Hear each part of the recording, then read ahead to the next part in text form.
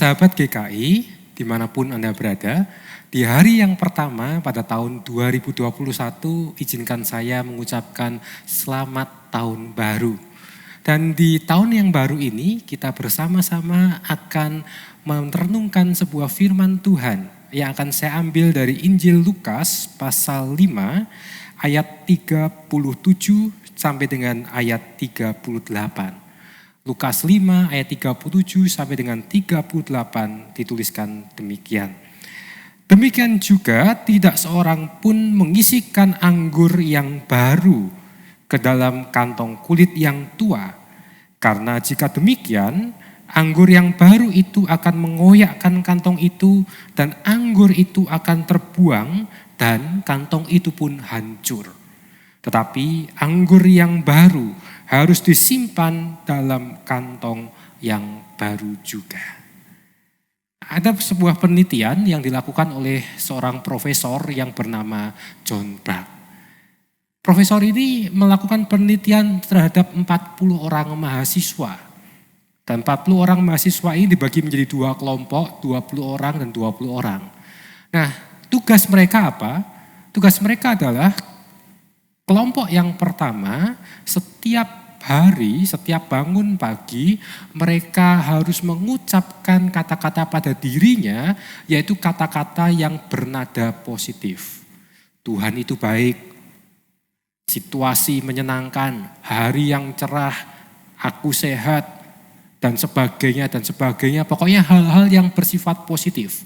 Sedangkan kelompok yang kedua adalah kelompok yang selalu memberikan kata-kata yang negatif. Dia mengatakan bahwa hari yang buruk, matahari tidak bersinar, aku sakit, aku bukanlah orang yang beruntung dan sebagainya. Pokoknya hal-hal yang bernada negatif. Setelah eksperimen dilakukan selama 30 hari, apa yang terjadi? Lalu setelah 30 hari, Bapak Ibu, ada 100 orang responden diundang, dan 40 orang mahasiswa itu diminta untuk berjalan di sebuah lorong yang disebut dengan lorong Buck Hallway. Dan lorong itu mahasiswa 40 orang itu lewat dan responden itu menilai. Jadi kalau ada satu orang yang lewat, maka responden ini akan menilai itu kelompok yang pertama atau yang kedua, kelompok yang positif atau yang negatif. Dan setelah 100 responden ini menilai, ternyata 95% mereka bisa menilai dengan tepat mana yang kelompok positif dan mana yang kelompok negatif. Nah, penelitian ini secara singkat ingin mengatakan kepada kita sebuah teori yang diungkapkan oleh John Buck bahwa manusia itu kurang lebih punya 1 triliun sel. Dan katanya setiap hari ada kira-kira 30 miliar sel yang mati. Dan ketika sel itu mati akan tumbuh sel yang baru. Dan ketika tumbuh sel yang baru, menurut teori itu sel itu sifatnya netral. Karena netral maka sel itu harus diisi dengan hal-hal yang dimasukkan melalui diri kita dan salah satunya melalui kata-kata. Dan bisa kita bayangkan, kalau 30 miliar sel selama 30 hari bisa dikatakan selama 1 bulan itu kita akan menjadi pribadi yang hidup, yang bersikap, berperilaku berdasarkan apa yang kita masukkan itu. Nah, saudara-saudara, percobaan ini ingin mengatakan kepada kita ternyata kata-kata itu bisa mempengaruhi hidup kita. Apa yang kita masukkan dalam hidup kita, dalam diri kita akan mengubah perilaku kita. Nah, bacaan kita di Lukas tadi memang dalam sebuah kerangka ketika Yesus ditanya oleh orang-orang Farisi, mengapa murid-muridmu tidak berpuasa? Dan Yesus menjawab dengan perumpamaan, tidak mungkin anggur yang baru ditempatkan di kantong yang tua. Pada waktu itu mereka kalau membawa anggur akan ditempatkan di kantong yang terbuat dari kulit, biasanya kulit kambing. Nah, kalau anggur itu masuk dalam kantong, maka anggur itu akan mengalami fermentasi.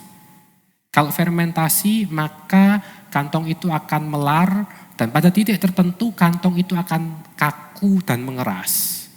Sehingga bisa dibayangkan kalau kantong yang sudah pernah dipakai lagi diisi dengan anggur yang baru, maka anggur itu akan fermentasi dan kantong itu tidak akan kuat menampung anggur yang baru. Maka kantong itu pecah dan anggur pun tumpah. Dengan kata lain, Yesus ingin mengingatkan pada para pendengarnya dan juga kepada kita. Yaitu kalau kita memasukkan hal yang baru, kita menerima hal yang baru, maka mau tidak mau kita juga harus menyiapkan wadah yang baru dalam hidup kita. Kita menyiapkan tempat dalam hidup kita yang baru. Supaya apa? Supaya sesuatu yang baru itu betul-betul membawa perubahan dalam kehidupan kita. Karena ketika yang baru itu kita masukkan, tapi wadah yaitu hidup kita, diri kita masih yang lama, maka yang baru itu akan sia-sia. Nah, ketika kita memasuki tahun 2021, pasti ada banyak hal baru yang akan kita hadapi. Sudah pasti situasi kita sangat berubah. Kita masih dalam masa pandemi. Memang ada pengharapan, vaksin itu ada. Tetapi segala sesuatu yang baru itu, kalau kita hadapi dengan cara yang lama, dengan wadah yang lama, maka yang baru itu akan sia-sia. Oleh karena itu tugas kita di tahun yang baru ini, yaitu kita menyiapkan diri menjadi wadah yang baru. Kita menempatkan diri kita untuk siap diisi oleh hal-hal yang baru.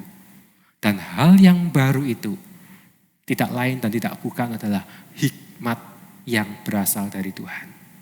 Ketika hikmat Tuhan itu ada dan kita menjadi wadah yang baru, maka percayalah, kita akan dimampukan, kita akan siap memasuki tahun 2021 dengan sikap hidup yang berbeda, dengan cara hidup yang berbeda, dengan pola pikir yang berbeda. Semua baru dan akhirnya yang baru itu tidak akan sia-sia dan akan membawa perubahan-perubahan yang positif terjadi dalam kehidupan Anda, dalam kehidupan saya, dalam kehidupan kita semua.